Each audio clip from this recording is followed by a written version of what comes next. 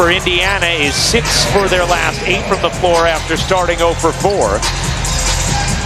Also signed Stephanie. Sophie Cunningham has finally broken her silence following the shocking and deeply disturbing incident involving Bria Hartley during a recent WNBA game. An incident that has not only shaken fans and players, but has also reignited a heated debate about the league's responsibility toward player safety, officiating fairness, and the unchecked rise of on-court hostility.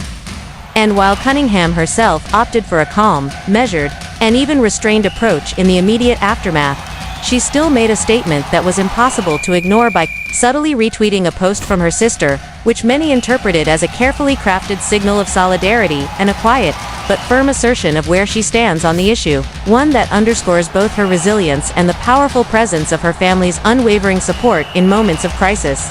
And this move followed a particularly strong and emotional public response from her mother, Paula Cunningham, who did not mince words when addressing the attack and the league's perceived failure to prevent such situations, openly calling Bria Hartley a disgruntled player who has had trouble everywhere she goes, labeling her behavior as mean and out of control, which added another explosive layer to the unfolding narrative. As mothers of athletes rarely step so publicly into the spotlight unless the circumstances demand attention, which in this case they absolutely did, because what unfolded on the court was not a minor scuffle or just a typical hard foul, but something that many observers and analysts have already categorized as a dangerous, deliberate, and targeted act of aggression, with potential career-threatening consequences for Cunningham, whose physical safety was directly jeopardized by Hartley's reckless attack, especially considering the alarming footage circulating online that clearly shows Hartley making a dangerous move aimed at Cunningham's knee, an action that drew widespread condemnation not only from Indiana Fever supporters but from neutral fans, former players, sports commentators, and even legal voices who have begun raising the prospect of whether a civil rights or workplace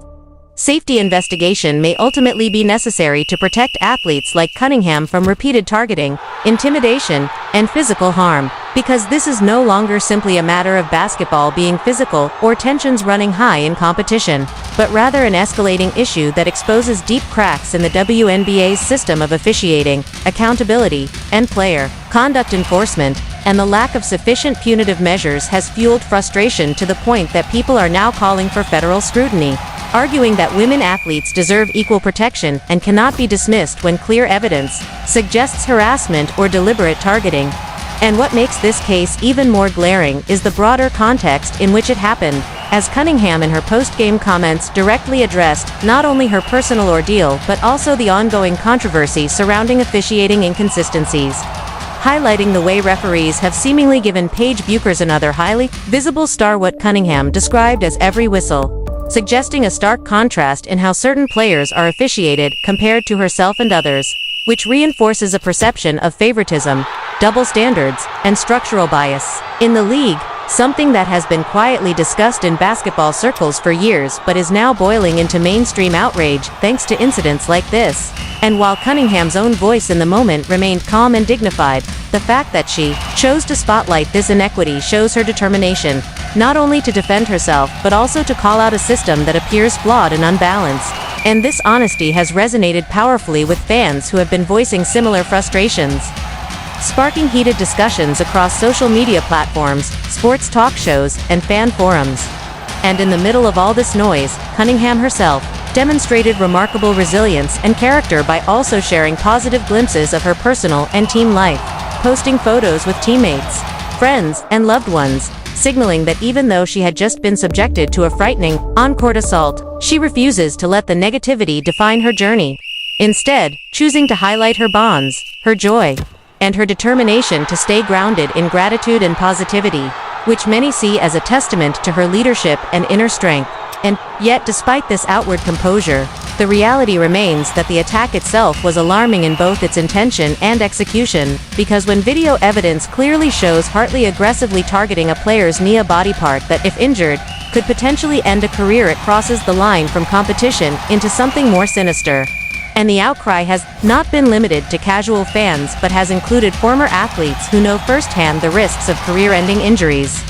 legal experts who have pointed out that professional sports leagues are workplaces and therefore should fall under labor protections, and even medical professionals warning that the league's dismissive or slow response could set a dangerous precedent that leaves players vulnerable in the future. And all of this has snowballed into a public relations crisis for the WNBA, league that has been fighting for years to grow its audience, gain mainstream respect, and showcase the incredible talent of its players, yet now finds itself being accused of negligence, favoritism, and even institutional failure when it comes to safeguarding its athletes. And in this sense, the Cunningham-Hartley incident is not an isolated flashpoint but part of a larger narrative that includes other controversial hits, overlooked fouls, and repeated complaints from players who feel they are not being protected by referees or the disciplinary system. And what makes Cunningham's case particularly explosive is the human dimension added by her family's outspoken defense, with her mother Paula's fiery comments capturing the raw emotion that many fans felt but also adding a moral weight to the conversation. Because when a mother calls out a system for failing to protect her daughter, it is no longer just about basketball, but about human dignity, safety, and justice. And her sister's social media presence further amplified that message, with Cunningham's subtle retweet functioning almost like a quiet rebellion, a way of saying, I see what you see, I feel what you feel, but I will not allow them to silence me. And this mixture of quiet dignity from Sophie herself and fierce protectiveness from her family has created a powerful narrative arc that has drawn even more attention to the controversy, and with many voices now calling not just for suspensions, but for broader reforms, including stricter officiating standards, harsher penalties for dangerous fouls, and even external oversight to ensure fairness and safety. It is clear that this is more than just a one-game story, but a potential turning point in how the WNBA is governed and perceived. And as all of this unfolds, Cunningham's choice to balance composure with honesty, resilience with subtle defiance, and grace with unflinching truth-telling has elevated her into a symbol of both strength and vulnerability in women's sports, showing that while the league may try to downplay or control the narrative, the voices of players and their families, when amplified by fans, media, and viral outrage, can force uncomfortable conversations that the league can no longer ignore. And the question now is whether the WNBA will take this moment seriously, implementing real reforms that protect all players equally, regardless of status, marketability, or favoritism, or whether it will continue to paper over cracks until the next violent incident pushes the crisis even further. Because what is undeniable is that Sophie Cunningham's silence-breaking moment, her family's fiery defense, and the alarming footage of Hartley's reckless attack have combined into a flashpoint that could redefine not only Cunningham's career but also the future of accountability, safety, and justice in women's basketball. Boston, shot clock down to 4. Boston on the drive. Boston fades and hits.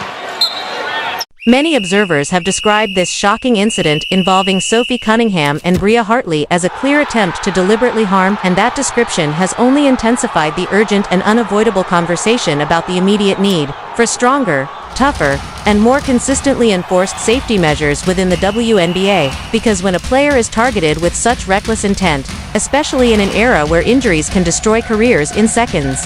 the stakes are far too high to allow the league to brush it off as just another heated play, and the outrage has been amplified by fans, fellow players, analysts, and perhaps most loudly by family members who have taken to social media and public interviews to voice their frustration, anger, and disappointment, with much of the criticism being directed squarely at WNBA Commissioner Cathy Ng, who has been accused of weak leadership, selective accountability, and outright inaction in the face of what many view as a growing crisis in professional women's basketball. A crisis that is no longer limited to questionable officiating or minor lapses in judgment, but one that speaks directly to the core issue of whether athletes are truly being protected in the workplace that is the basketball court. Because the WNBA is not just entertainment, it is a professional league, a career-defining stage for players, and a place where their health and futures should be safeguarded with the utmost seriousness. Yet what the public is seeing is a pattern of negligence and favoritism that has added fuel to the fire. And this incident with Cunningham is not just an isolated case but part of a larger and growing list of concerns surrounding fairness, safety, and accountability in the league, where aggressive plays, intentional targeting, and controversial officiating have all become disturbingly common topics of debate, undermining the integrity of the game itself. And Sophie Cunningham's family has emerged as one of the loudest and most relentless voices calling for reform, with her mother Paula Cunningham openly blasting Hartley's behavior as mean, disgruntled, and out of control, while demanding stricter rules and far better protection for players. comments that resonated deeply with fans who have long believed that certain stars are given preferential treatment while others, like Sophie, are subjected to harsher scrutiny and left vulnerable to reckless attacks. And the family's continued advocacy has kept the story alive in the headlines, refusing to let the league quietly move on, because this is about far more than one game. It is about the future of how the WNBA governs itself, how it enforces discipline, and how it ensures equality among its athletes. And the league's lack of swift, decisive action has left the entire WNBA community on high alert, with fans, commentators, and players demanding immediate reforms that will prevent similar incidents from happening again, because in a sport already defined by physicality, rivalries, and the pursuit of competitive edges, there must be a clear and firm line separating tough play from dangerous play. And what Hartley did in targeting Cunningham's knee is widely seen as crossing that line by miles, a moment that could have resulted in devastating injury. And it has opened up deeper conversations, not only about officiating fairness, but also about whether the league has systems in place to respond adequately when players' safety is put in jeopardy.